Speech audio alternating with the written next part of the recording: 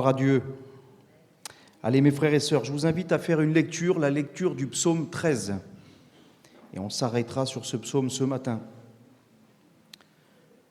Le psaume 13. Vous y êtes?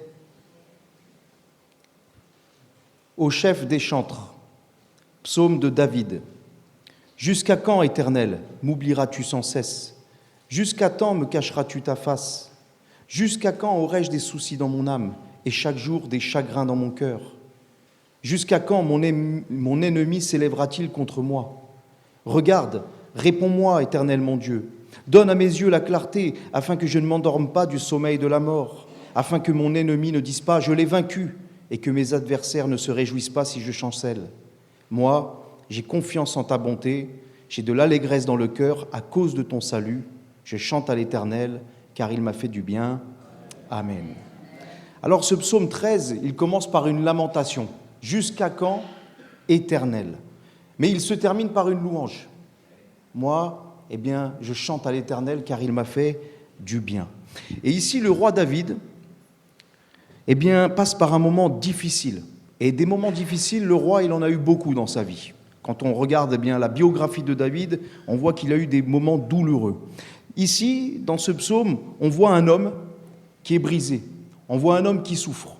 On voit un homme qui se sent abandonné, qui se sent oublié, qui se sent délaissé. Pourquoi? Parce qu'il est persécuté.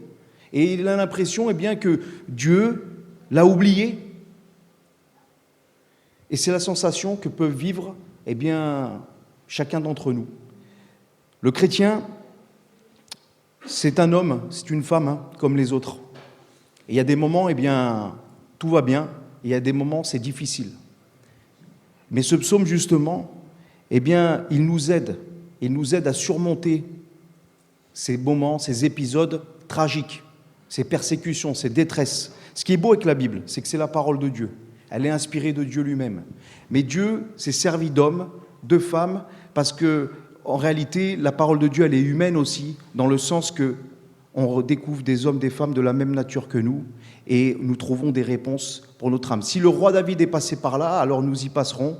Mais si le roi David a été délivré, il n'y a pas de raison que nous ne soyons pas délivrés. Donc nos cœurs ont besoin de la parole de Dieu. Et ce psaume 13, c'est un puissant encouragement pour nos âmes que je voudrais vous adresser ce matin de la part du Seigneur. Alors d'abord, on voit cette question, jusqu'à quand, qui revient 4 fois dans ce psaume. Jusqu'à quand? La première, il dit, David, jusqu'à quand m'oublieras-tu sans cesse, Éternel?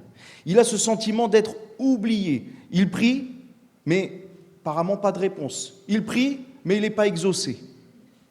Il a l'impression d'être inexistant, voilà, tout simplement, d'être insignifiant, d'être mis de côté par Dieu, mis à l'écart. Jusqu'à quand tu m'oublieras, Seigneur? Ma vie, elle ne t'intéresse pas, Seigneur? Dieu, est-ce que tu prends soin de moi, tu te soucies de moi, tu ne vois pas dans quelle situation je suis? Est-ce que tu ne fais aucun cas de moi? Et ça ne vous est pas arrivé, des fois, de penser cela? Ça ne vous est pas arrivé, ou peut-être ça vous arrive maintenant, de prier comme ça à Dieu? Et de dire, mais Dieu, où tu es là? Dieu, tu ne vois pas ce que je suis en train de vivre? Tu ne vois pas ce que je suis en train de traverser? Comment ça se fait que tu ne me réponds pas? Deuxième, jusqu'à quand? Il dira, jusqu'à quand me cacheras-tu ta face? Le silence de Dieu, c'est terrible parfois.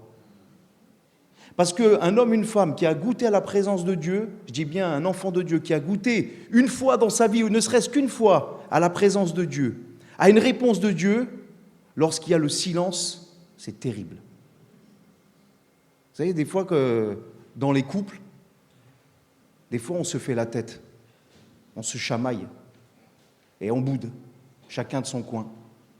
Et le silence, c'est terrible dans la maison, quand on commence à plus se parler. Vous savez, on se lève le matin, on fait le petit déjeuner, on ne se dit pas bonjour, rien du tout. Il ne faut pas rester dans cette... C'est terrible le silence. Et des fois, on est là, on demande à Dieu, mais qu'est-ce que j'ai fait? Mais qu'est-ce qui se passe, Seigneur, pour que tu me caches ta face? Alors oui, parfois, c'est des actions. On peut faire des actions, on peut agir d'une façon qui déplaît à Dieu. Et Dieu, peut se cacher de nous. Mais parfois, on n'a rien fait de plus. On ne comprend pas, pourtant on suit le Seigneur, on marche dans ses voies. Et quelles sont les raisons de ce sentiment d'absence de Dieu? C'est une chose terrible que de ressentir cela. Il n'y a rien de pire, je crois, pour un chrétien que de ressentir ce vide. Je pense, Il dira, jusqu'à quand aurais-je des soucis dans mon âme et chaque jour des chagrins dans mon cœur? Alors oui, les soucis du quotidien, on en a tous. Les non-croyants ont des soucis aussi, comme vous et moi. La crise économique, ça touche les croyants et les non-croyants.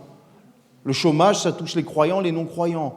Et les malheurs, les tragédies, ça touche les croyants et les non-croyants. Mais le chrétien, lui, il a un souci, des combats, des luttes, des tristesses en plus que le non-croyant. Et des fois, on a dit « venez à Jésus et tout ira bien ». Non, venez à Jésus et vous allez avoir des problèmes qui vont se rajouter. Bien sûr, il y a des solutions, on en parlera.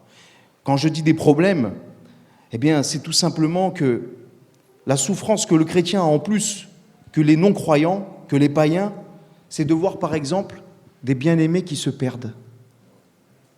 De voir quelqu'un qu'on aime tellement partir dans la drogue, de voir quelqu'un qu'on aime tellement partir dans la dépression, de voir quelqu'un qu'on aime tellement renier Dieu, lever le poing contre Dieu, et ça c'est terrible, parce que le chrétien il souffre, parce que le chrétien il a la conscience de l'éternité, et il sait que Dieu amènera toutes choses en jugement. Et dites-moi, ça ne nous fait pas souffrir ça? Le chrétien il souffre en plus parce qu'il voit ce monde vaciller de toutes sortes. Le monde il part à la dérive. Et il entend tous les jours des choses terribles. Il se sent étranger dans une génération, au milieu d'une génération perverse et corrompue.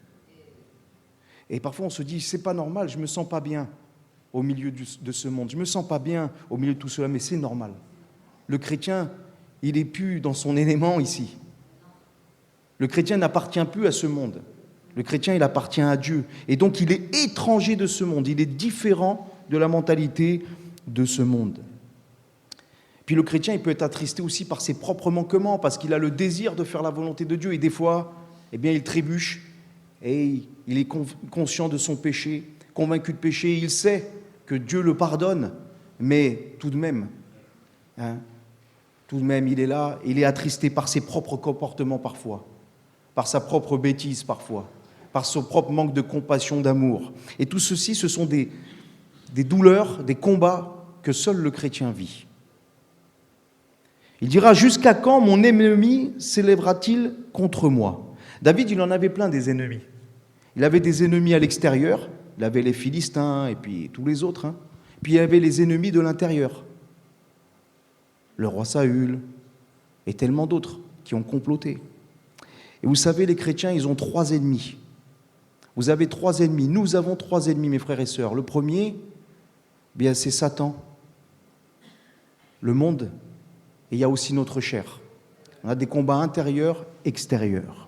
Notre chair qui sans cesse veut reprendre des droits. Tous les jours, c'est une lutte. Tous les jours, tu te lèves et il y a un combat.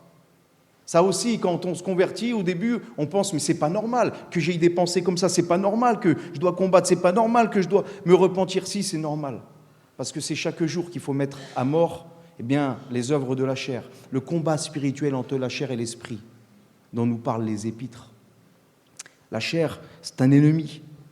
Satan, qui vient nous troubler, qui vient nous accuser, qui vient pour nous égorger, nous détruire, qui vient pour nous faire vaciller, douter, qui vient pour nous faire perdre la foi, qui vient pour nous détourner du chemin de Dieu. Et puis le monde, l'esprit de ce monde aussi, qui va à l'encontre, qui va à l'inverse de ce que la parole de Dieu demande. 2 Timothée chapitre 3, verset 12, nous dit ceci. Tous ceux qui veulent vivre pieusement en Jésus-Christ seront persécutés. Alors des chrétiens disent, moi j'ai aucune persécution. Peut-être qu'il faut se dire, c'est parce que tu ne vis pas pieusement en Jésus-Christ. Si on fait du compromis, si on ne témoigne pas de sa foi, qu'on n'est pas sûr de sa foi, alors personne ne saura qu'on est chrétien. On peut être dans un travail pendant 40 ans et personne ne sait que tu es chrétien. Et il y a bien eu un moment où tu as pu témoigner, dire quelque chose. Alors oui, tu ne vas pas être persécuté à cause de ta foi, mais parce que personne ne sait que tu as la foi, ou peut-être tu n'as pas cet agissement. Mais si tu vis pieusement en Jésus-Christ, tu auras des persécutions, plus ou moins violentes. Certes, ici en France, on n'est pas encore mis à mort pour notre foi, mais les choses peuvent vite tourner. En tout cas, on vit des persécutions d'une autre manière, d'une autre forme. Et on voit ô combien la foi chrétienne est bafouée, est souillée, est moquée, et de plus en plus, les règles s'imposent où on peut de moins en moins être libre de vivre notre foi et de parler, de proclamer la parole de Dieu. L'histoire, ça va vite, et c'est un éternel recommencement. Donc soyons vigilants à ce qui se passe autour de nous et prions aussi pour notre pays, pour les autorités. Mais en tout cas, ceux qui veulent vivre pieusement en Jésus-Christ seront persécutés. C'est le lot de tous les chrétiens. Alors David dira à l'Éternel, regarde, au verset 3, réponds-moi, Éternel mon Dieu, donne à mes yeux la clarté, afin que je ne m'endorme pas du sommeil de la mort, afin que mon ennemi ne dise pas je l'ai vaincu, et que mes adversaires ne se réjouissent pas si je chancelle. David, il sait que cette situation-là de « jusqu'à quand, Éternel ? Jusqu'à quand tu m'oublies ? Jusqu'à quand ceci ?» un peu de réclamer à Dieu, il sait que ce n'est pas être totalement dans la foi. Il dit « donne de la clarté à mes yeux », parce qu'il est conscient là que l'état de son cœur, il est terrible. Et il ne peut pas voir clair dans cette situation. « Donne de la clarté à mes yeux », c'est comme si, il est dans le noir. « Seigneur, allume la lumière pour que je vois où je marche. » Pour que je sache où me diriger, pour que je sache où est la porte de sortie. Donne de la clarté à mes yeux. Et parfois c'est comme ça. La situation elle est terrible, on est dans le noir, on ne sait plus où aller. On a la tristesse dans le cœur, on a les yeux pleins de larmes. Vous avez vu quand vous avez les yeux pleins de larmes, ça vous est déjà arrivé de pleurer. Vous êtes comme tout le monde. Vous êtes comme Jésus aussi. Il est dit que Jésus pleura. Donc il n'y a pas de super-héros là qui n'a jamais pleuré. Même si on pleure caché dans le secret de sa chambre, on a tous pleuré. C'est humain. Et quand on pleure, qu'on a les yeux pleins de larmes, là, qu'on veut les retenir, on ne voit plus rien, on voit trouble. C'est pareil. Dans le désespoir, dans la tristesse, dans la persécution, dans tout ce que nous pouvons vivre, nous pouvons avoir une vision erronée de la situation, une vision trouble. Seigneur, donne-nous la clarté. Ouvre nos yeux. Mets la lumière dans notre cœur, dans notre esprit. Ce cri-là, c'est un cri de dépendance à Dieu. David, il appelle au secours le seul qui peut le délivrer. Ça me rappelle un peu les paroles de l'apôtre Pierre, vous savez. À un moment, Jésus va prêcher, et puis il va prêcher une parole que des milliers et des milliers ne vont pas recevoir, parce que ces paroles sont trop dures, parce que ce n'est pas ce qu'il voulait comme message. Mais Jésus, lui, dit toujours la vérité. Et à un moment, il va se retourner derrière ses disciples, il va dire, vous ne voulez pas partir, vous aussi ? Vous ne voulez pas m'abandonner, vous aussi ? Pierre dira, mais à quel autre irions-nous ? Tu as les paroles de la vie éternelle. Même quand on n'a plus d'espoir, quand on est dans la détresse, au final, à qui on va aller ? Vers qui on va se tourner ? Vers la boisson ? Vers la drogue ? Vers les hommes ? Vers quoi ? Vers les marabouts ? Vers les guérisseurs ? Vers qui ? Seigneur, il n'y a que toi. C'est toi qui es souverain. Il n'y a que vers toi que mon âme peut crier. David, il a le souci de la gloire de Dieu aussi. Il dit, afin que les ennemis ne disent pas, je l'ai vaincu. On pourrait à premier abord penser que David, il dit, il ne faut pas qu'ils disent qu'ils m'ont battu. Mais David, c'est le roi qui est associé à Dieu. C'est le roi que Dieu a établi sur son royaume. Donc si les ennemis vont battre David et le royaume, alors quelque part c'est la défaite de Dieu aussi. Et David, il a le souci de la gloire de Dieu. Il a le souci que son Dieu non seulement le relève, mais pour que ses ennemis voient qu'il appartient au Dieu vivant et vrai. Et que celui qui le délivre est vivant. Et que le nom de Dieu soit glorifié. Il dira au verset 5, « Moi j'ai confiance en ta beauté. J'ai de l'allégresse dans le cœur à cause de ton salut. Je chante à l'Éternel car il m'a fait du bien. » Et là, on voit que la situation, elle change dans le psaume. Jusqu'à quand ? Et maintenant, j'ai confiance. J'ai confiance à ta bonté. J'ai de l'allégresse dans le cœur à cause de ton salut. En exposant sa situation, en priant, eh bien, David, il a déjà la guérison, il a déjà la délivrance, il a déjà le secours, il a la paix qui lui vient de Dieu. Pourtant, il est toujours dans la persécution, là. Ses ennemis sont toujours à ses trousses. Mais il a la paix de Dieu qui surpasse toute intelligence. Il se souvient des promesses, il se souvient du salut de son Dieu. Il se souvient que Dieu est le grand vainqueur. Et c'est lui qui aura le dernier mot. Et qu'il faut demeurer dans cette foi et dans ses promesses. Parfois, la guérison, la réponse, elle se trouve simplement en lisant la parole de Dieu, en s'appuyant sur la parole de Dieu, en se répétant les promesses de Dieu, en lisant les promesses de Dieu qui font du bien à notre âme et nous dire « Attends, Dieu il m'a promis des choses et ce que Dieu dit, eh bien ça m'a l'accompli. » Parce que Dieu, il est au contrôle. Il est au contrôle du temps, des circonstances. Donc oui, Dieu ne t'a pas oublié, Dieu ne m'a pas oublié, ne nous oubliera pas, mais il a déterminé certaines époques dans la vie, certaines saisons par lesquelles nous devons passer. Mais en toute chose, cela concourt pour notre bien. Il y a le temps de Dieu. Regardez dans Apocalypse chapitre 6, versets 9 à 11, ce qu'il est écrit. Apocalypse chapitre 6, versets 9 à 11. Ah, on est dans le ciel, là, et puis,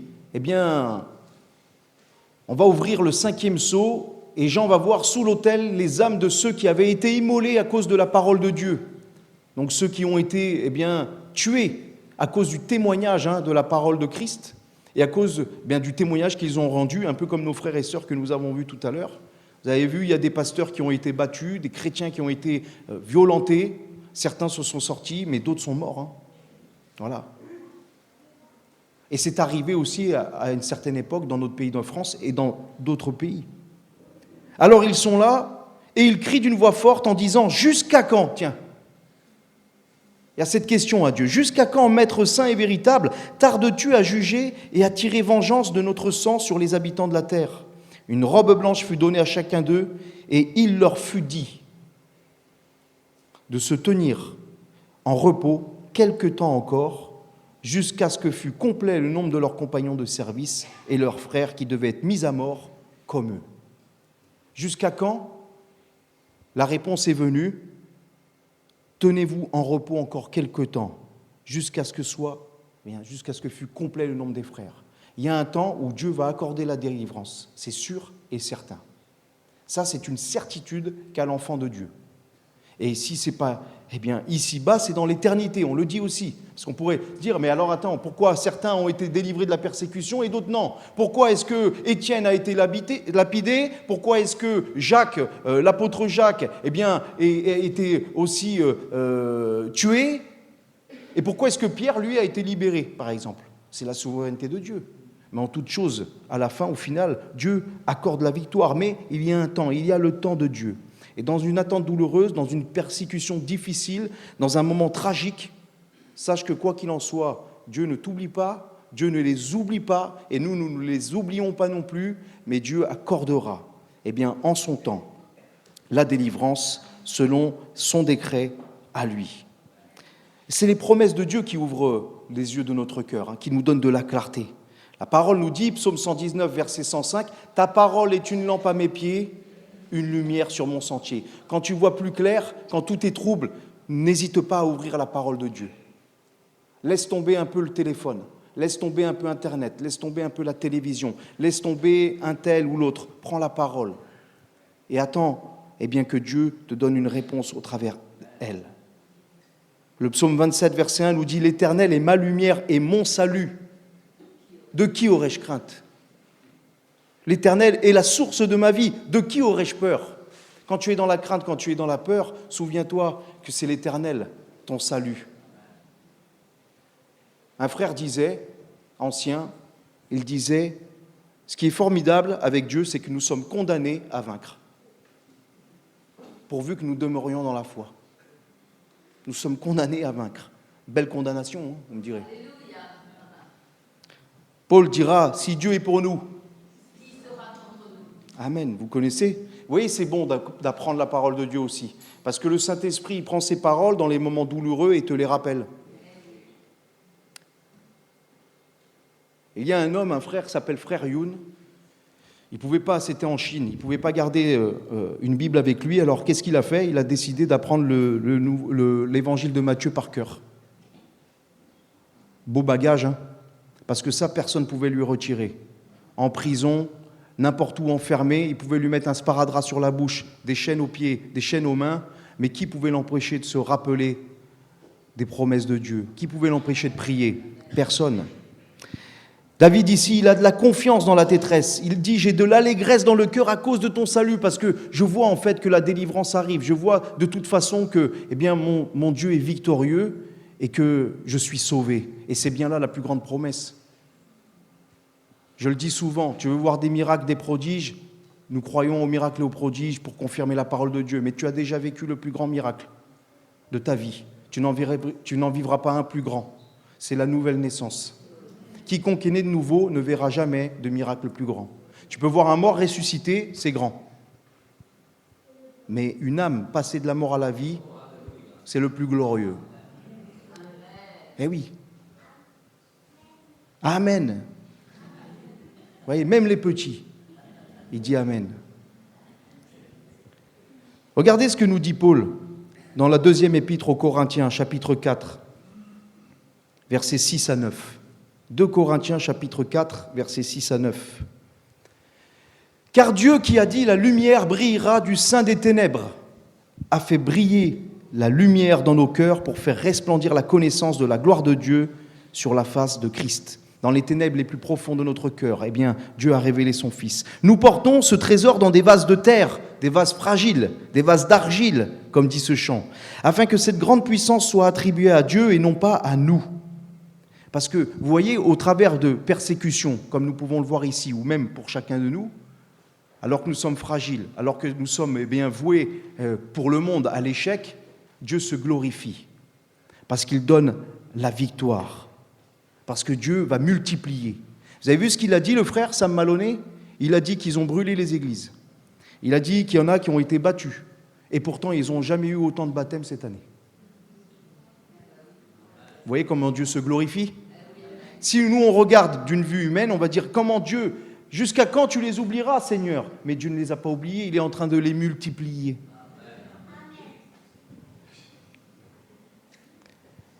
Il dira, nous sommes pressés de toute manière, mais non réduits à l'extrémité. Dans la détresse, mais non dans le désespoir. Persécutés, mais non abandonnés. Abattus, mais non perdus.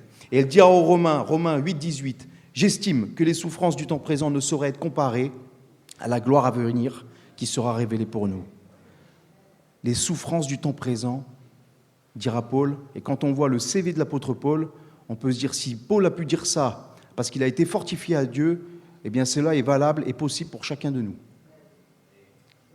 Lorsqu'on a les yeux tournés vers le rémunérateur de notre foi, le créateur de notre foi. La louange, mes frères et sœurs, lorsqu'on se replace devant Dieu et qu'on le loue et qu'on le prie, eh bien ça te libère le cœur. Il y a des gens, des fois, ils ont besoin d'être libérés pour des choses, alors ils vont voir un psychiatre, un psychologue, ils vont voir des gens. Et ils parlent. Alors des fois, le psychologue, il est là, bon, il peut t'aider par moment, puis par moment, il peut juste t'encaisser. Voilà. Revenez la semaine prochaine. Oui, dites-moi, parlez-moi. Alors vous lui racontez sa vie, bon... Lui, il est là, il fait des mots croisés, et il vous donne des rendez-vous parce qu'il faut finir de payer la piscine quand même. Bon, je le dis comme ça, mais ce que je veux dire par là, c'est pas qu'il ne faut pas aller voir un psychiatre ou autre, c'est pas ça. C'est de dire que déverse ton cœur au Seigneur. Parle-lui, c'est gratuit. Il t'écoute, et lui, il t'écoute vraiment. Et lui, il te donne la solution. Et au moment de la louange, même au moment de la prière, tu peux recevoir la guérison. Et quand je dis la guérison, c'est celle de l'âme déjà. C'est la possibilité d'avoir la paix et la joie dans le feu terrible de l'épreuve. Actes chapitre 16, versets 22 à 26.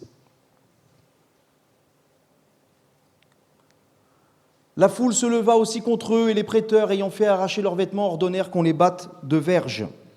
Après qu'on les eut chargés de coups, ils les jetèrent en prison, en recommandant au geôlier de les garder sûrement. Le geôlier, ayant reçu cet ordre, les jeta dans la prison intérieure et leur mit les ceps aux pieds. Vers le milieu de la nuit, Paul et Silas priaient et chantaient des louanges à Dieu, et des prisonniers les entendaient.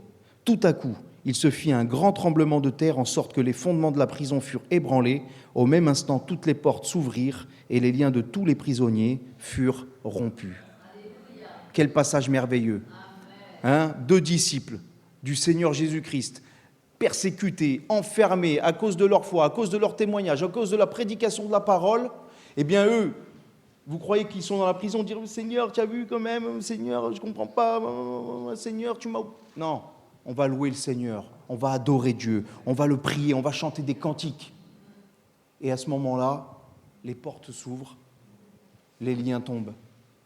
Les prisonniers qui ont été à côté, ils ont entendu ça, ils ont dû être interpellés. D'ailleurs, on sait que le geôlier, eh bien, il va se convertir après, non seulement lui et toute sa famille. Vous voyez que Dieu fait tout concourir au bien de ceux qui l'aiment, qu'il a un dessein parfait, le Seigneur. Eh oui, parce que les coups ici, ça peut être une image des détresses, ça peut être une image des persécutions. La prison, ça peut être celle physique, bien sûr, comme certains de nos frères et sœurs, mais ça peut être aussi la prison du désespoir à l'intérieur. Il n'y a rien de pire qu'être enfermé dans son cerveau, là. Tu peux être libre, tu peux être dans pleine nature, si tu es enfermé là-dedans, tu es mort, tu es prisonnier. La prison du doute. Vous avez déjà lu peut-être ce livre qui s'appelle « Le voyage du pèlerin ». Si vous l'avez lu, relisez-le. Et si vous ne l'avez pas lu, eh bien, à la bibliothèque, je crois qu'on peut l'emprunter gratuitement, sinon commandez-le, achetez-le, lisez-le. Il est merveilleux, ce livre. Ce livre, il a été écrit par un homme, John Bunyan, qui l'a écrit en prison. Il a écrit un des ouvrages chrétiens, certainement dans les plus beaux, les plus merveilleux, un des plus traduits et des plus lus. Et il parle justement d'un moment de ce chrétien qui, sur sa route, sur son chemin, un moment va être enfermé dans la prison du doute. Mais le Seigneur, il vient et lui donne la clé de la foi. Et alors, il peut sortir de cette prison. Gardons en tête la foi. Dieu accordera la délivrance. Tertullien disait, le sang des martyrs, c'est la semence des chrétiens. Et nous l'avons vu, persécuté, mais pas abandonné. Et les âmes se multiplient. Gloire à Dieu. Il en sera de même pour nous aussi, mes frères et sœurs. Parce qu'à chaque situation, à chaque persécution, Dieu a une solution, Dieu a une issue. Alors je vous donne quelques promesses. On va répondre aux questions de David. Lorsqu'il dira « Jusqu'à quand, Éternel, m'oublieras-tu sans cesse ?» Eh bien, nous lisons dans Ésaïe chapitre 49, versets 15 à 16. « Une femme oublie-t-elle l'enfant qu'elle allait ? N'a-t-elle pas pitié du fruit de ses entrailles ? Quand elle l'oublierait, moi je ne t'oublierai jamais. Je ne t'oublierai point. Voici, je t'ai gravé sur mes mains. Tes murs sont toujours devant mes yeux. » Dieu ne nous oublie pas quand on se confie en lui. Vous savez, des fois, il y a des parents, ils oublient leurs enfants. Il y a des enfants, ils sont abandonnés. Des enfants qui ne sont pas désirés. Et si ça a été le cas de quelqu'un parmi nous ce matin, il ne faut jamais oublier que Dieu, lui, t'a désiré. Et que si tu es ici, c'est par la volonté de Dieu. Et que lui ne t'a pas oublié. Jusqu'à quand me cacheras-tu ta face, dira David. Eh bien, Ésaïe chapitre 54, verset 8 nous dit « Dans un instant de colère, je t'avais un moment dérobé ma face, mais avec un amour éternel, j'aurai compassion de toi, dit ton rédempteur, l'Éternel. » Ici, il est question de peut-être, eh bien, pourquoi tu as détourné ta face, Seigneur? Parce que j'ai mal agi, mais Dieu te dit, même quand tu as mal agi, repens-toi, détourne-toi de ton péché, repens-toi, et j'ai compassion de toi. Parce que la parole de Dieu nous dit qu'il est fidèle et juste pour nous pardonner de toute iniquité, si nous confessons notre péché. Osée chapitre 2, verset 14 nous dit, eh bien, c'est Dieu qui parle, qui dit, je vais l'attirer, mon peuple, et la conduire dans le désert, et je parlerai à son cœur. Je parlerai à son cœur. Et parfois, les déserts que nous traversons, c'est juste un moment dans lequel Dieu ne nous a pas oubliés, mais dans lequel Dieu va nous parler. Quand nous croyons qu'il est caché, sachons qu'il est là. Le livre d'Esther, c'est le livre de la providence divine. Quand vous lisez Esther, vous voyez Dieu partout, mais en fait, il n'a jamais son nom nulle part. Vous voyez ? Et pourtant, on voit la main de Dieu. Jusqu'à quand aurais-je des soucis dans mon âme et chaque jour des chagrins dans mon cœur ? Jusqu'à quand, Seigneur ? Jésus nous dit dans Jean chapitre 16, verset 33, « Je vous ai dit ces choses, je vous ai prévenu, je vous les ai annoncées ces choses, afin que vous ayez la paix en moi. Vous aurez des tribulations dans le monde, mais prenez courage. j'ai vaincu le monde. Il dira dans Matthieu 10, 22, vous serez haïs de tous à cause de mon nom, mais celui qui persévérera jusqu'à la fin sera sauvé. Jusqu'à quand mon ennemi s'élèvera-t-il contre moi? Jérémie chapitre 1, verset 19. Ils te feront la guerre, mais ils ne te vaincront pas, car je suis avec toi pour te délivrer, dit l'Éternel. Je prends volontairement ce passage parce que, eh bien, on pourrait se dire, oui, mais bon, c'est facile de dire ça, mais c'est Jérémie là quand même. Comment ça, Jérémie? Dieu dit qu'il va le délivrer, qu'il est avec lui, et pourtant Jérémie, il va quand même finir exilé, seul dans son peuple, délaissé de tous. Mais il va dire, ils ne te vaincront pas, parce que je suis avec toi, parce que je t'accompagne. Donc ne tremble pas, Jérémie. Hébreux chapitre 10, versets 35 à 37. N'abandonnez donc pas votre assurance à laquelle est attachée une grande rémunération, car vous avez besoin de persévérance afin qu'après avoir accompli la volonté de Dieu, vous obteniez ce que vous est promis. Encore un peu de temps. Celui qui doit venir viendra et il ne tardera pas. Donc le Seigneur vient. Le Seigneur revient. Je conclus, mes frères et sœurs, avec un petit poème. J'essaierai de le mettre ce soir sur le groupe. C'est l'histoire des traces de pas sur le sable. Peut-être certains d'entre vous le connaissent déjà. Eh bien, ça sera un rappel. Mais il y en a qui ne le connaissent pas. Et ça sera, eh bien, de toute façon, un encouragement pour chacun de nous. Donc c'est un poème écrit par un auteur inconnu, je crois. Du moins, je ne l'ai pas ici. Mais peu importe. Voilà ce qu'il est écrit. Il ne va pas s'afficher, donc je vais vous le lire. Écoutez bien. Une nuit, j'ai eu un songe. J'ai rêvé que je marchais le long d'une plage, en compagnie du Seigneur. Dans le ciel apparaissaient les unes après les autres toutes les scènes de ma vie. J'ai regardé en arrière et j'ai vu qu'à chaque scène de ma vie, il y avait 2 paires de traces sur le sable. L'une était la mienne et l'autre était celle du Seigneur. Ainsi, nous continuions à marcher jusqu'à ce que tous les jours de ma vie aient défilé devant moi. Alors je me suis arrêté et j'ai regardé en arrière. J'ai remarqué qu'en certains endroits, il n'y avait qu'une seule paire d'empreintes. Et cela correspondait exactement avec les jours les plus difficiles de ma vie, les jours de plus grande angoisse, de plus grande peur et aussi de plus grande douleur. Je l'ai donc interrogé. « Seigneur, tu m'as dit que tu étais avec moi tous les jours de ma vie et j'ai accepté de vivre avec toi. Mais j'ai remarqué que dans les pires moments de ma vie, il n'y avait qu'une seule trace de pas. Je ne peux pas comprendre que tu m'aies laissé seul au moment où j'avais le plus besoin de toi. » Et le Seigneur répondit, « Mon fils, ma fille, tu m'es tellement précieux. Je t'aime, je ne t'aurai jamais abandonné, pas même une seule minute. Les jours où tu n'as vu qu'une seule trace de pas sur le sable, ces jours d'épreuve et de souffrance, eh bien, c'était moi qui te portais. » Donc nous voulons garder la confiance en Dieu. Nous voulons prier pour nos frères et sœurs. Si nous sommes bien, eh bien, nous voulons prier pour eux, souffrir avec eux. Je me réjouis avec ceux qui se réjouissent, je pleure avec ceux qui pleurent. Mais aussi, on sait qu'au milieu de nous, il y en a qui passent par des persécutions, qui passent par des moments d'angoisse, de grands doutes, de grandes souffrances. Et on veut prier aussi avec eux. Et aussi, on veut préparer nos cœurs. Parce que je vous l'ai dit, tous ceux qui vivront pieusement en Jésus-Christ seront persécutés. Alors, si ce n'est pas ton tour aujourd'hui, ça sera ton tour demain. Et quand ça sera ton tour demain, ça sera peut-être plus le tour de ton frère ou ta sœur qui priera pour toi lui aussi. Donc vous voyez l'importance de se soutenir, non seulement nous-mêmes là, dans l'Église, et déjà autour de nous, et aussi à l'autre bout de la planète, parce que nous sommes frères et sœurs et membres d'une même famille. Que Dieu soit béni.